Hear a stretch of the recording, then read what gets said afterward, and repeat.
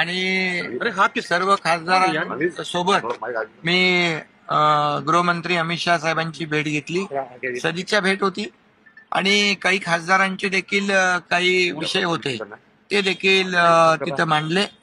आणि एकंदरीत मागच्या आठवड्यात पण मी आलो होतो, त्यावेळेस मी त्यांना भेटलो नव्हतो मी, आणि म्हणून आज एक सदिच्छा भेटही झाली आणि बाकी खासदारांच्या संदर्भातले काही विषय होते ते मांडले. केंद्रीय गृहमंत्री अमित शहा यांनी सर्वाधिक काळ गृहमंत्री पदावरचा विचार केलेला आहे, त्याचं अभिनंदन देखील तुम्ही आणि कालच्या एनडीएच्या बैठकीत देखील आदरणीय प्रधानमंत्री मोदी साहेबांनी याचा उल्लेख केला की केंद्रीय गृहमंत्री म्हणून अमित भाईंनी जास्त काळ काम केलं आणि चांगलं काम केलं, आणखी खूप चांगलं काम करायचं आहे असं म्हणाले ते.